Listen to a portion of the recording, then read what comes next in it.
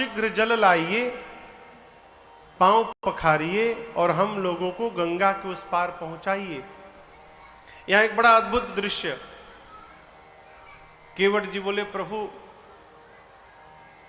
गंवार हूं लेकिन इतना भी गंवार नहीं हूं। एक बात मैं भी जानता हूं कि कोई भी अच्छा काम, शुभ कार्य अकेले नहीं करना चाहिए, पूरे परिवार के साथ करना चाहिए। यदि आज्ञा मिल जाते तो पत्नी बच्चों को बुला लाता। लक्ष्मण जी बोले, कहीं नहीं जाना है, 3 घंटे से तुम खड़ा किए हो यहां पर, भैया जाना नहीं है इसको, ये जाएगा तो न जाने कब आएगा फिर।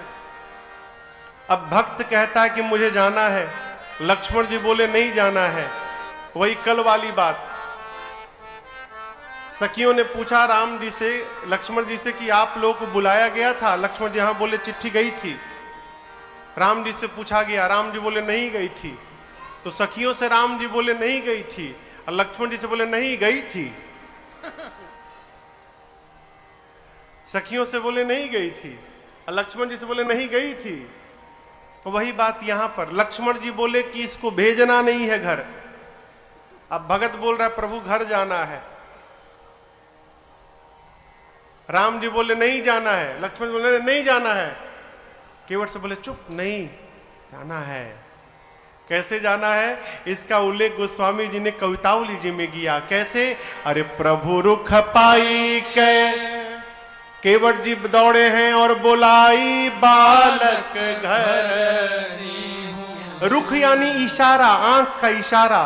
लक्ष्मण जी से राम जी बोले नहीं भेजना इसको, और केवट जी को इशारा किए भागो। जैसे केवट जी भगवान का रुख पाए दौड़े हैं गांव की ओर, जाकर पत्नी बच्चों को बुलाया, बोले नदी के किनारे जाओ, 2 राजकुमार हैं जो सांवले वाले हैं, उनके पास जाना, गोरके के पास मत जाना, बहुत डेंजर है, हर बात में बाण निकाल लेता है मारने के लिए। गोरे वाले को छोड़कर सांवले वाले के पास जाना, और प्रणाम करके चारों ओर से घेर कर बैठ जाना। पत्नी ने पूछा ये घेराबंदी क्यों करना है जी? केवट जी बोले 3 घंटा से खड़ा किया हूं और 3 घंटा करना है अभी। केवट जी का पूरा परिवार आया, बंदी के चरण चहु दिशि बैठे घेरी घेरी। केवट जी का परिवार भगवान को घेर के बैठ गया। केवट भैया छोटा सा कठौता लाए, चाहते तो बड़ा ले सकते थे, लेकिन छोटा इसलिए लिए कि एक बार में एक ही पांव आएगा, तो दूसरे पांव को धोने के लिए फिर से जल लाऊंगा तो समय निकलेगा, राम जी उतना अधिक यहां खड़े रहेंगे। अरे छोटो सो कठौता भरी, कठौता समझते हैं ना, लकड़ी का एक बर्तन होता है थाली जैसा, कठौता कहते हैं उसको। छोटो सो कठौता भरी आनी पानी गंगा जू को, ए जी धोई पाय पियत पुनीत बारी फेरी फेरी। लाए जल, दाहिना पांव रखे, रगड़ के धोए, पूरा पी गए। बोले प्रभु बायां बाकी है, अभी रुकिए फिर से ले आता हूं। फिर जल लाए, बायां धोए। अब देखिए बायां पांव धोने के बाद निकाल नहीं रहे हैं। राम जी बोले क्या हुआ केवट जी? बोले प्रभु एक भूल हो गई, दाहिना पांव धोया था, आपने फिर नीचे रख दिया, फिर धूल लग गया उसमें। तो राम जी बोले ऐसे तो जब जब धोगे तब तब लगेगा। बोले नहीं नहीं अब नहीं लगेगा, बायां पांव को आप मेरे गमछे पे रखिए, पांव इस पे धूल नहीं लगेगा, और प्रभु दाहिना पांव एक बार और धुला लीजिए। तो तीसरी बार जल लाए, प्रभु का दाहिना पांव दोबारा धोए, धोई पाए पियत पुनीत बारी फेरी फेरी, बदल बदल कर धोते हैं। 3 बार धो चुके हैं, तीनों बार धोकर पी चुके हैं। भगवान केवट जी के कपड़े पे खड़े हैं गमछे पर। लक्ष्मण जी बोले हो गया ना? केवट जी बोले कैसे हो गया? ये हमारे बच्चे मुंह देखने आए हैं, ये जो पत्नी और बच्चे आके बैठे हैं इनको नहीं चाहिए। लक्ष्मण जी बोले 3 बार तुम पिए हो तो इनकी याद नहीं आई?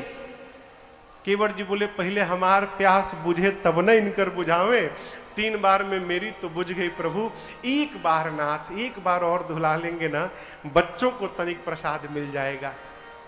भगवान बोले जाओ लाओ। चौथी बार गए, जल लाए, धोए और पूरे परिवार को चरणामृत डाला है। आप उस दृश्य की कल्पना करिए माई बाप, राम जी देख रहे हैं, राम जी साक्षी हैं और भगवान के सामने ही केवट जी अपने हाथों से अपने बच्चों का मुख खोल खोल कर उनमें चरणामृत डाल रहे हैं। पूरे परिवार को तार दिया केवट भैया ने, पूरे परिवार को चरणामृत पिलाया, सबको पिला दिया। तो लक्ष्मण जी बोले कोई छूटा नहीं है ना घर वालों में से? नहीं, कोई नहीं छूटा। अब ले चलो। अब बोले गांव वाले आप तो उस पार चले जाएंगे, उस पार जाएंगे, चले जाएंगे, हमको लौट इसी गांव में आना है। गांव वाले जिंदा छोड़ेंगे? कहेंगे अपने पी लिए, घर वालों को पिला दिए और हम लोग को छूट गए। प्रभु इसी गांव में रहना क्यों झंझट में डालना चाहते हैं नाथ, एक बार और धुला लीजिए। अब लक्ष्मण जी भीतर भीतर आग बबूला हो रहे हैं। 5वीं बार जल लाए, फिर धोए पांव, और कल्पना करिए गांव में कितने लोग होंगे। लगे घूम घूम कर चरणामृत बांटने, केवट जी 2 घंटा समय लगा, बांट कर आए। लक्ष्मण जी एकदम आग बबूला, बोले अब लेकर चलो उस पार। केवट जी सोचे अब इनसे बोलेंगे तो हम मार डालेंगे। केवट जी गए, राम जी के पास जाकर बोले प्रभु एक बार और धोऊंगा। अरे अब क्यों धोओगे, अब कौन बचा, अब किसके लिए धोओगे तुम? राम जी बोले अरे केवट कब से खड़े हैं, विलंब हो रहा है। केवट जी बोले प्रभु क्षमा करिए, आपसे पहले भी कई लोग पार जाने के लिए खड़े हैं, अब तक पार नहीं हो पाए हैं। राम जी बोले कौन पार नहीं भया है, कोई दिखाई तो नहीं दे रहा है।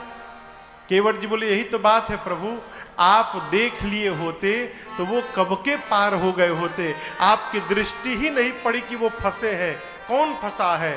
केवट जी बोले हमारे पितृ देवता फंसे हैं, हमारे पूर्वज फंसे हैं, सबके सब फंसे हुए हैं। मैं चाहता हूं जो चरणामृत मैं पिया हूं वही चरणामृत अपने पितरों को देना चाहता हूं। प्रभु एक बार पांव धुला लीजिए, उसी जल से पितरों को तर्पण करने वाला हूं। राम जी ने अनुमति दी। बाबा कहते हैं केवट रामा प्रजाय सुपावा